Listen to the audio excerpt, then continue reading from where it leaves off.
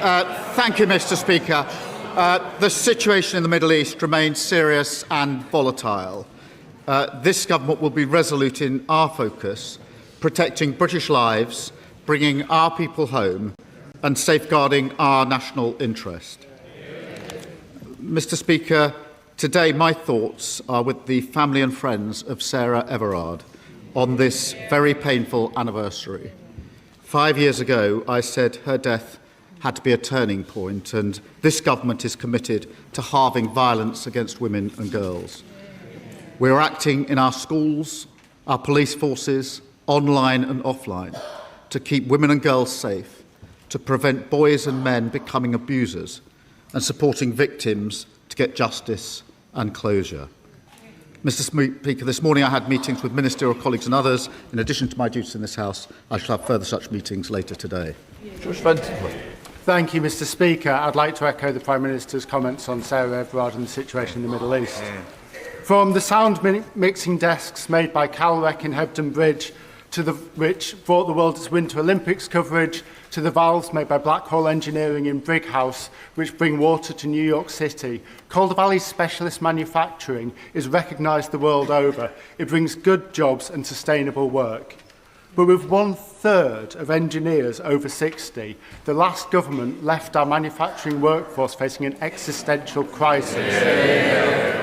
Will the Prime Minister please work with me to make sure that the new Growth and Skills Levy will support good quality manufacturing jobs in Calder Valley and across the country? Well, my honourable friend is right to champion brilliant manufacturers. Our modern industrial strategy is driving up standards, investment, jobs and growth. And our Growth and Skills Levy ensures we have the skills we need, supporting more short courses in critical sectors, including engineering. We're investing over £700 million to support thousands more young people into apprenticeships, in stark contrast to the 40% fall in apprenticeships starts under the party opposite. Kemi Badenoch, the Leader of the Opposition.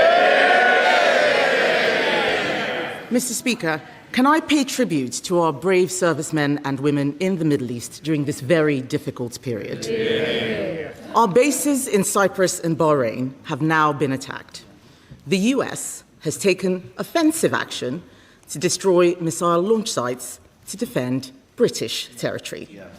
Why will the Prime Minister not allow the RAF to do the same?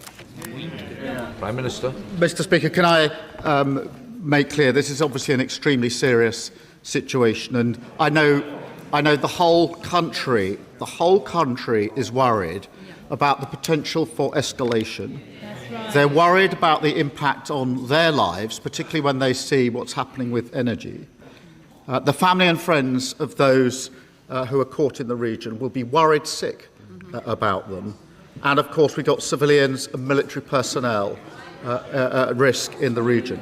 We need to act, therefore, with clarity, with purpose, and with a cool head. The protection of UK nationals is our #1 priority.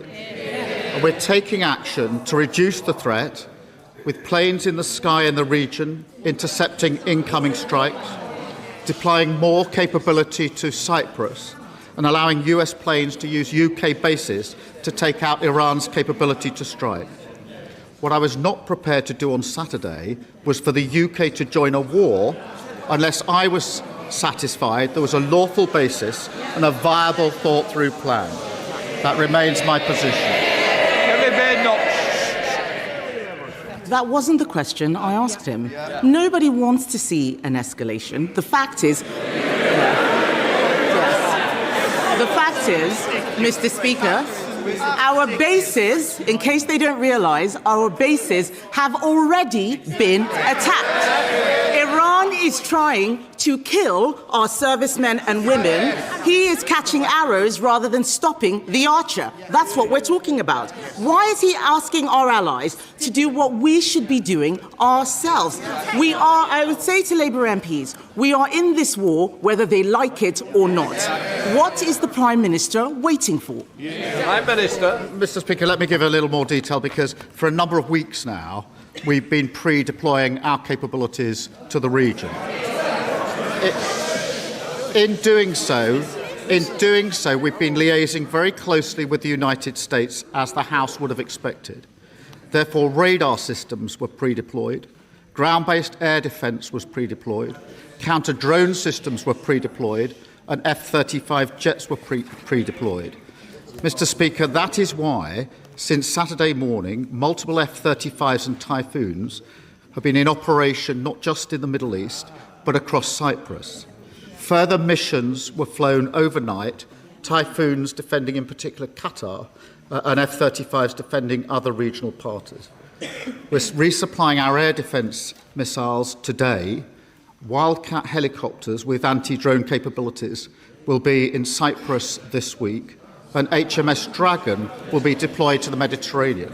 And of course, in agreement with the US, they're using our bases to conduct the operations to strike Iranian missiles and launchers. Mr. Speaker, that is the action that we are taking. That is the agreement that we've reached with the United States to protect our nationals. Mr. Speaker, the Prime Minister has read out a long list. It is not enough.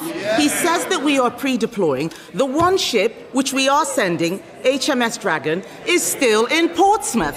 The fact is the Type 45s cannot take out incoming missiles. This is not enough. He's read out a long list. The people who understand know it is not enough. He should be doing more. Yesterday, the Chancellor could have given more money to defence. Instead, I don't know why they're laughing. I don't know why that's funny. Yes, not funny. Yesterday, the Chancellor could have given more money to defence. Instead, she gave more money for welfare. Their priorities are all wrong, Mr. Speaker. Their priorities are all wrong. They can shunter as much as they like. The fact of the matter is that the war in Iran is happening now. So, order. Mr. Bailey, I don't like that. I don't think it becomes you either. An officer and a gentleman, I expect more. Come to bed, The fact of the matter, Mr. Speaker, is that the war... I can lip read as well. So please, let's learn something. If not, you'll learn the way out. Come to bed. Mr. Speaker, the country is not going to be distracted by Labour MPs moaning. The fact of the matter is that the war in Iran is happening now. But the OBR say the government won't hit 3% on defence for 5 years. The war is happening now. There is no urgency from the Prime Minister. Why is he leaving the job of funding our armed forces to the next government? Prime Minister. I'm not going to take lectures on defence from the party opposite. They came into office, and what did they do? They cut the defence budget. They missed army... Order. Mr. Philp, you've moved from there to there. You're even louder here, so I think twice. Prime Minister. Not only did they cut the defence budget, they missed army recruitment targets every year for 14 years. They left morale in our armed forces at an all-time low, and our forces hollowed out. That's the words of Ben Wallace, the former Defence Secretary. Labour, by contrast, is delivering the biggest boost to defence spending since the Cold War. £270 billion over this Parliament. And we're doing that because we're focused on what matters. And she's right. The war is, of course, happening now. We have to focus on that. Across the country, people are worried about those that are trapped in the region. And, Mr. Speaker, that is why we're taking action. And I can update the House that yesterday more than 1,000 British nationals arrived back in the UK on commercial flights from the UAE. A further 8 flights are due to leave the UAE to the UK today. I can confirm, Mr. Speaker, that the first charter flight is expected to leave Oman later today, and 2 more will come in the coming days. The country really does want to know this. I'm sorry.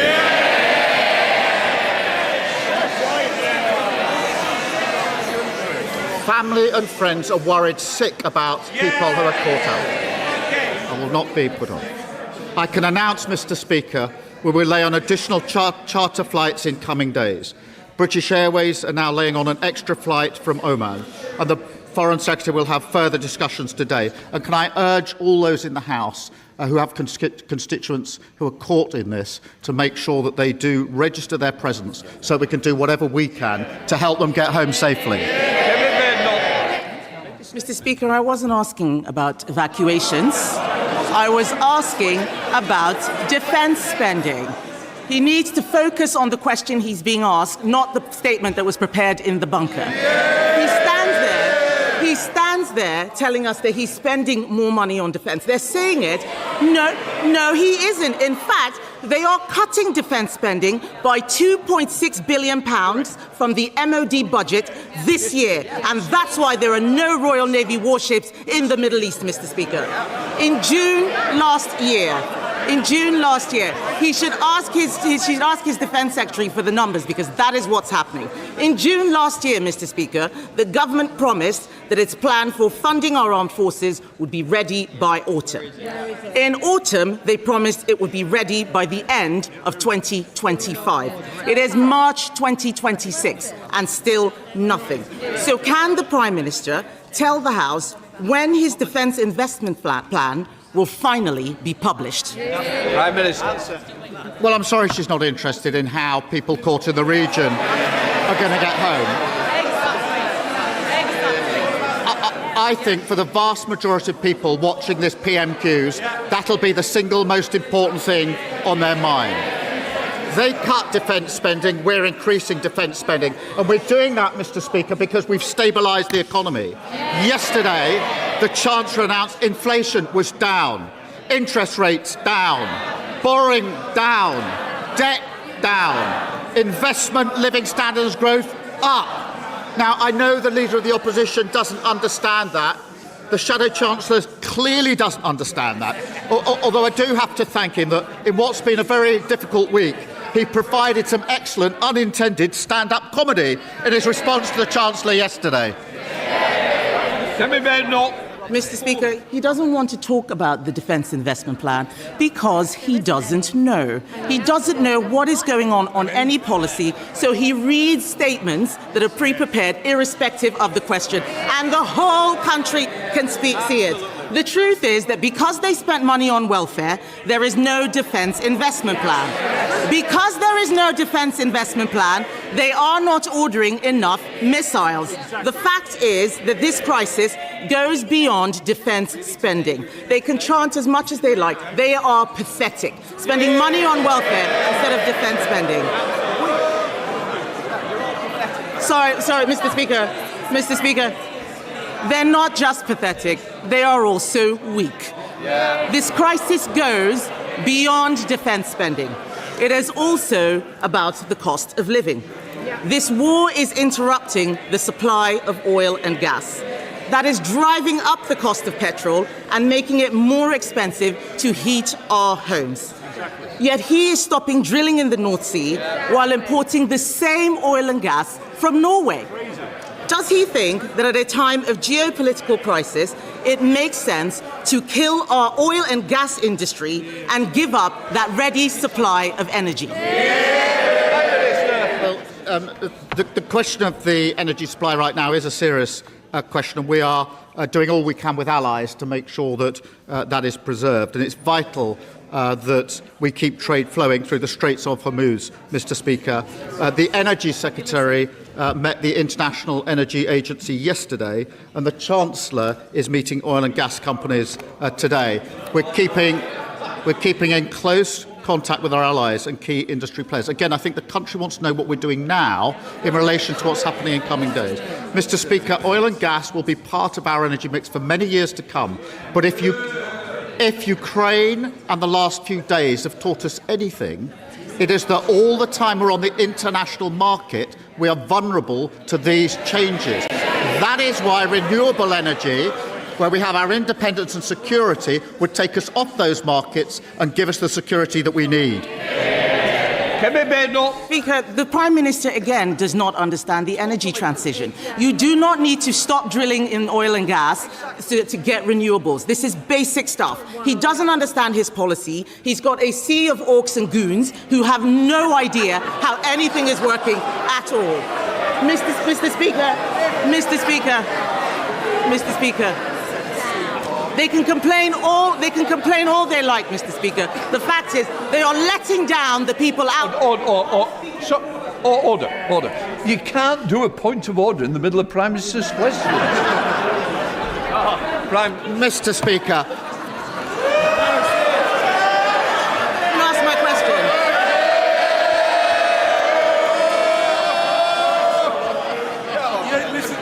You don't listen to the questions anyway. Mr. Speaker, the situation in Iran shows this Prime Minister has the wrong priorities. When it comes to defense, it's someone else's job. When it comes to welfare, they find the money. When our bases are attacked, they call the lawyers. When our energy security is under threat, they stop drilling in the North Sea. Mr. Speaker, the truth is, or in fact, Mr. Speaker, after last week's by-election, isn't the truth that he isn't the truth? They might not like to hear it, but they are going to hear it, Mr. Speaker, whether they like it or not. Is it not the truth that he is prioritising his job security over our national security? Mr. Speaker, I spent the week protecting British lives and our national interest. And Mr. Speaker, moments like this define a leader of the opposition. They can either step up, act in the national interest and show that they're fit to be Prime Minister, or they can expose their utter irrelevance. She has chosen the second. Thank you, Mr. Speaker. Can I thank the Prime Minister for his leadership and his cool head on the situation in Iran? Prime Minister, the leasehold system is legalised extortion. Last week, I met with dozens of my constituents, their leaseholders and their tenants' residents associations. They're all telling me the same story. Every single month, they're paying hundreds of pounds while their service charges keep skyrocketing. They're trapped between bad managing agents and a system that is broken. Can the Prime Minister tell me what this Labour government is doing to right this wrong once and for all? Prime Minister. Well, I know my honourable friend has been fighting for her constituents and holding management companies to account. Our reform bill will end the broken, outdated leasehold system and make the dream of home ownership real. Mr. Speaker, we're capping ground rents, delivering transparency on service charges and scrapping the presumption that leaseholders pay landlords' legal costs. Our focus is on saving people money and giving them more control of their home and creating a fairer housing system. Sir Ed Davey, Leader of the Liberal Democrats.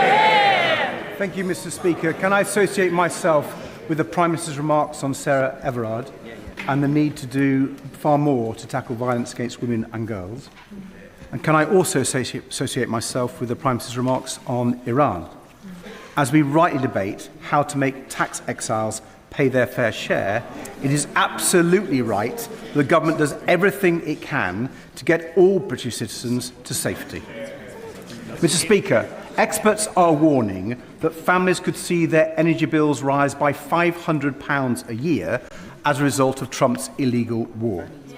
But millions of families and pensioners are already struggling to keep their heads above water thanks to years of a cost of living crisis.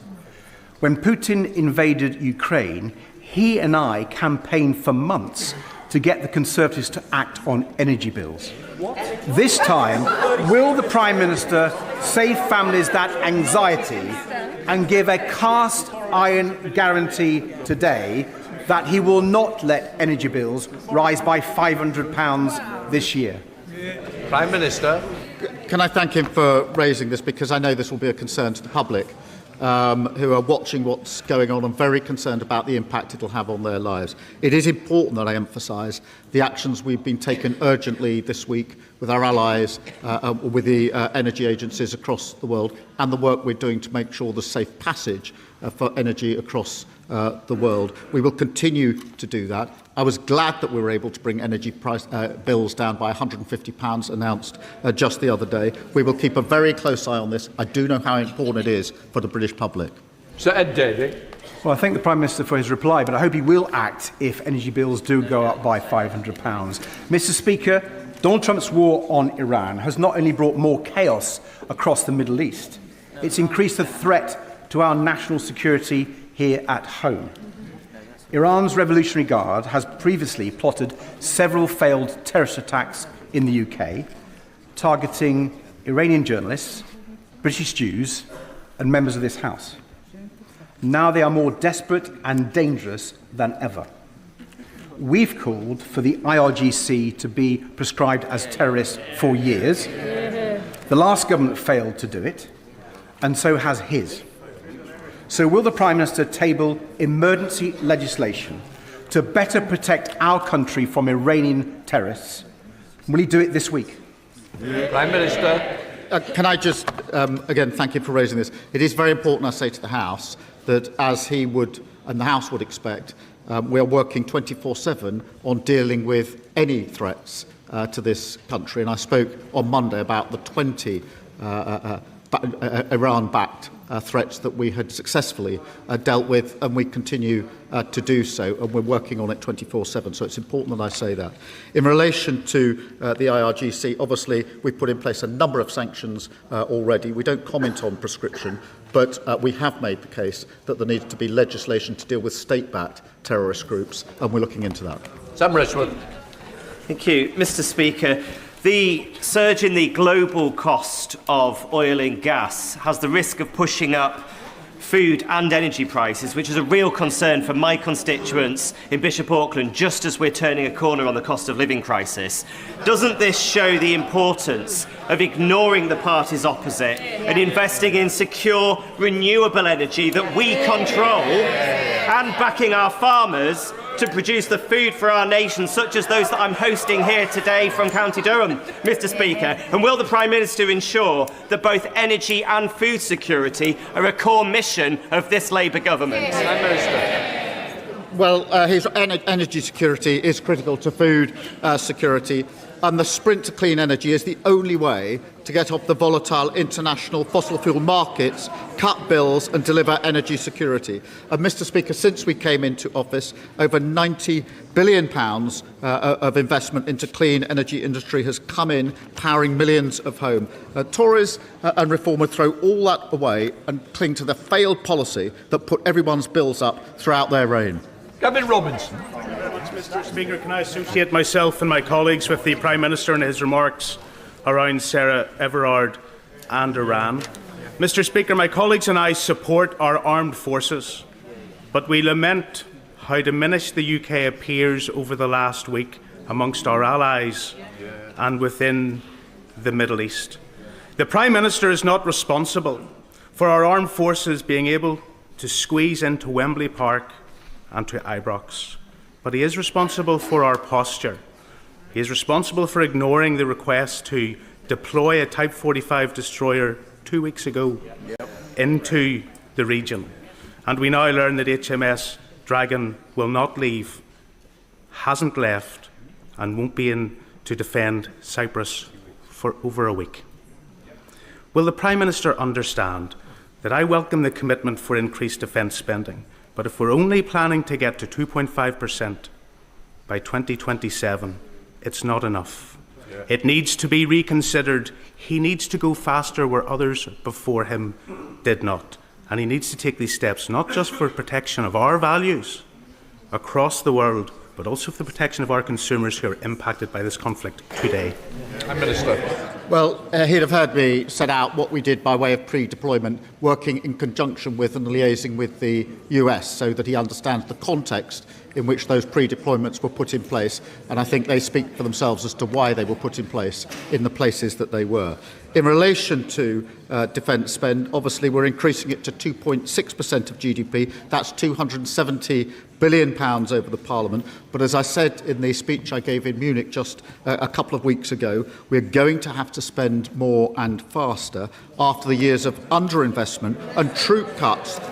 They were the ones that hollowed this out. They were the ones that reduced the size of the army. They were the ones that didn't spend what was necessary on defence. Like everything else they left in such a mess, we're clearing it up. Through our strategic defence review, we'll make Britain safer. Jonathan Davis. Thank you very much, Mr. Speaker. Like the Prime Minister, I had the transformative benefit of a music education as a young person, although he had his some while before I had mine.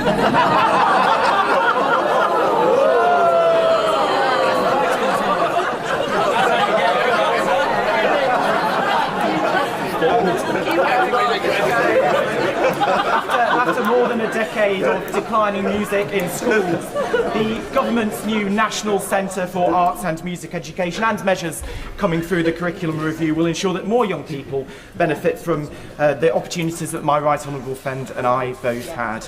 So can he tell us, how will the new National Centre make a difference for our young people? And what is the government doing to address funding shortfalls currently facing England's music education hubs, including mine in Derbyshire? He loves the backbenches, Prime Minister.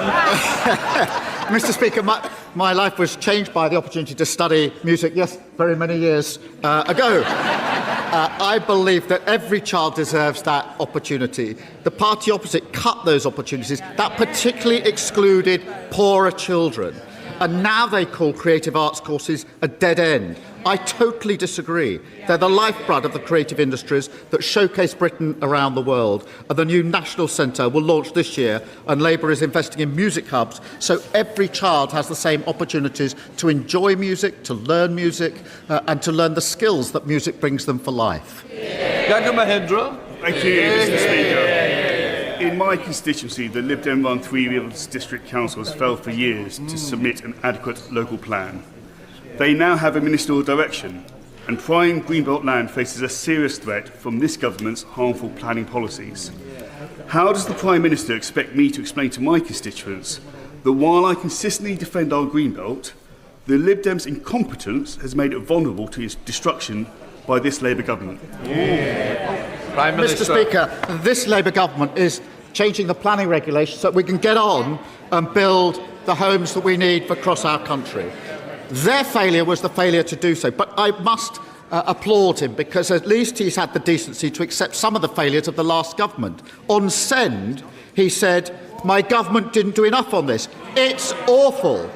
And he said his party should hang their heads in shame. He's absolutely right about that. Dr. Rosanna Arlington. Thank you very much, Mr. Speaker. The suitability and financing of temporary accommodation needs addressing urgently. Children arriving on my shifts in A&E with breathing problems due to mouldy rooms in their temporary accommodation has become a grim reality.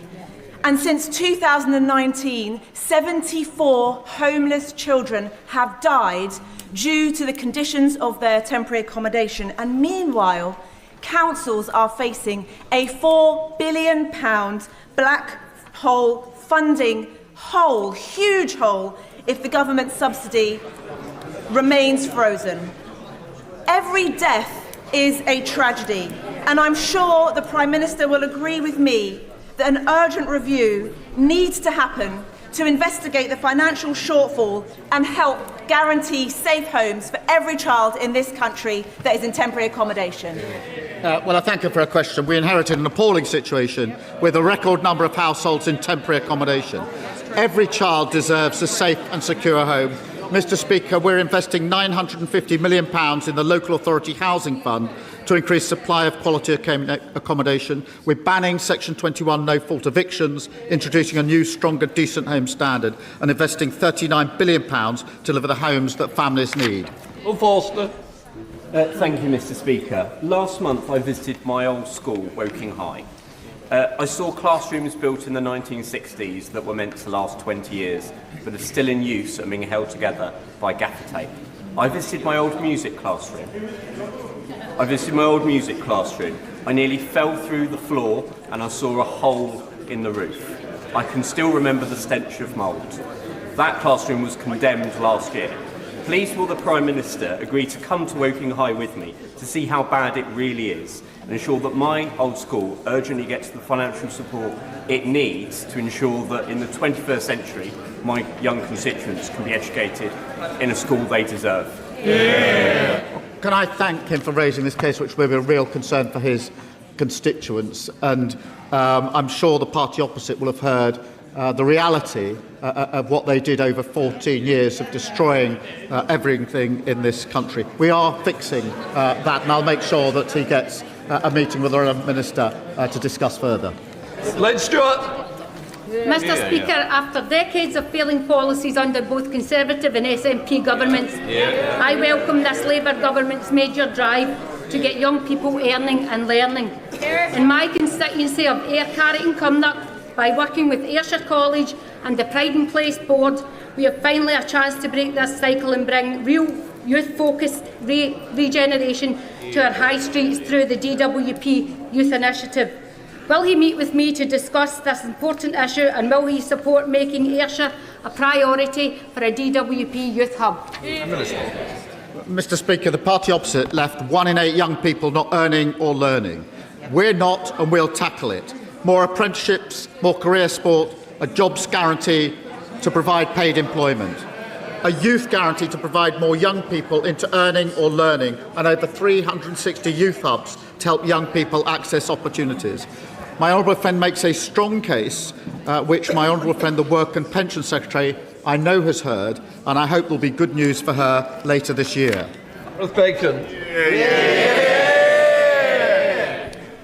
Mr Speaker, the United States of America is our most important international strategic ally. Does the Prime Minister believe that his dithering and equivocal response to events in the Middle East this week has made that relationship stronger or weaker? Prime Minister. Mr Speaker, the American planes are operating out of British bases. That is the special relationship in action.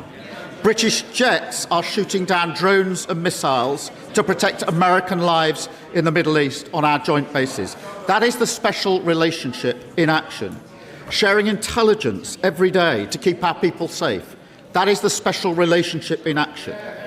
Hanging on to President Trump's latest words is not the special relationship in action.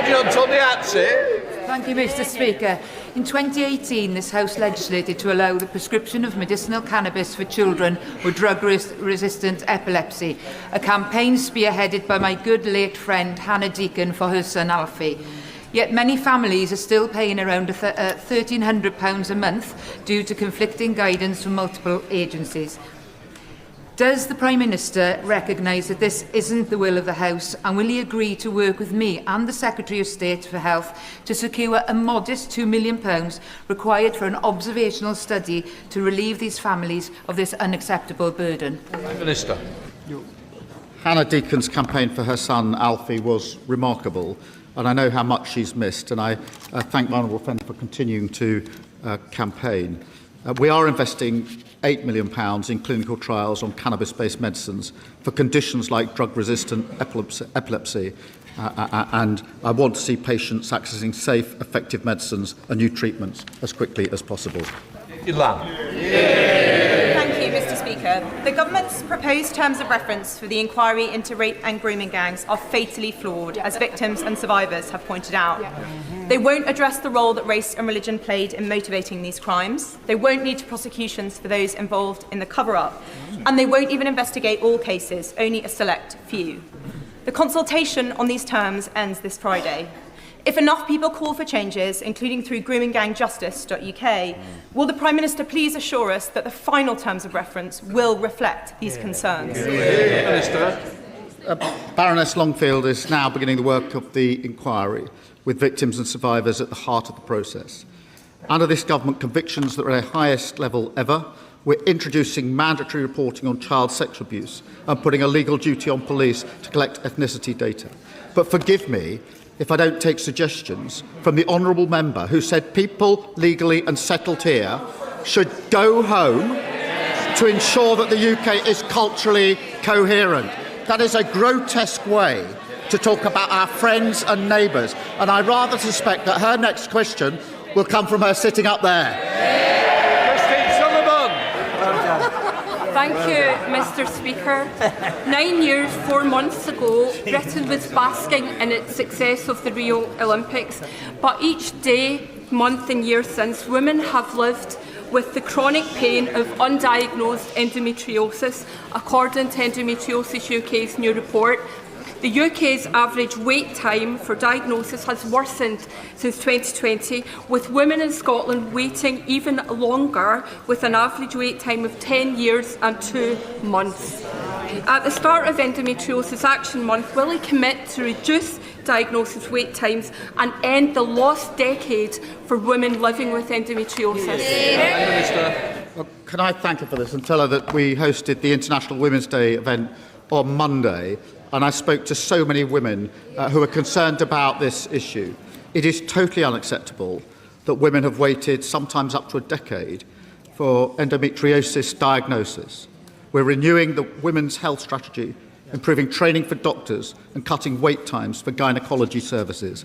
These will be prioritised through NHS Online or investing in research on how to improve diagnosis and treatment. Thank you very much, Mr. Speaker. After his inept and failed coup against the Prime Minister last week, Anna Sarwar announced Labour's Scottish new campaign slogan. It wasn't into the abyss, it was rather the inspiring hold your nose and vote Labour. But with the stench of the Mandelson scandal still in our nostrils and the stink still emanating in the Labour Together affair and just the general whiff of rot hanging over this doomed Prime Minister after his hammering at Gorton and Denton, isn't it the case for Scottish voters that some smells are simply too unpleasant to ignore? Prime Minister. Anna Sarwar has been asking his party to be honest about the political pressure they applied at the Queen Elizabeth University Hospital and taking the action that's needed to reassure patients and families. This scandal shows how much Scotland deserves change with Anna Sarwar. Thank you, Mr. Speaker. In my constituency of Watford last week, several amazing charities held their annual sleep out. They raise awareness of homelessness with people signing up to sleep outside at Watford Football Ground. Over 120 people raised over £15,000 of vital funding, and over 200 attended, including the volunteers. Watford FC Community Sports Education Trust, New Hope, Hearts Young Homeless, One YMCA, Dens and Hand on Heart did a fantastic job. Britain's Got Talent semi-finalists Electric Umbrella were on hand to give a performance to participants.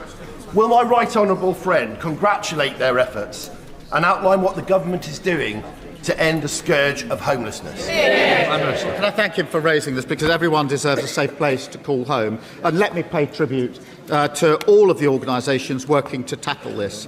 We're investing a record £3.6 billion into our national plan to end homelessness. That includes, Mr. Speaker, boosting the supply of temporary accommodation, record funding for tackling rough sleeping and ending inappropriate use of B&Bs for families, and no-fault evictions, which we know drive people to homelessness.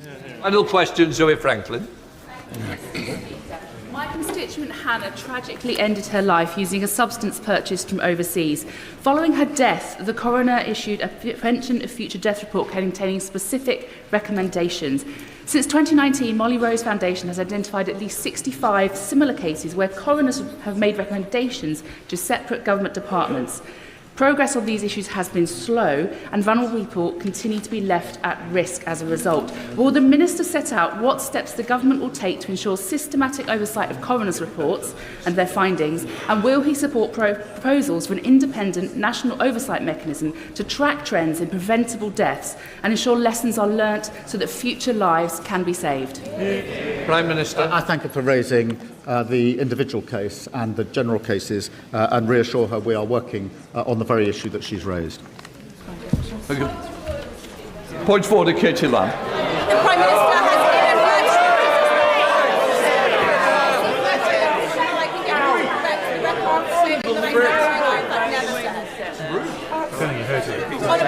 On a point of order, Mr. Speaker, I believe the Prime Minister has inadvertently misled the House. I seek your guidance on how to get him to correct the record for claiming I said something I, in fact, did not.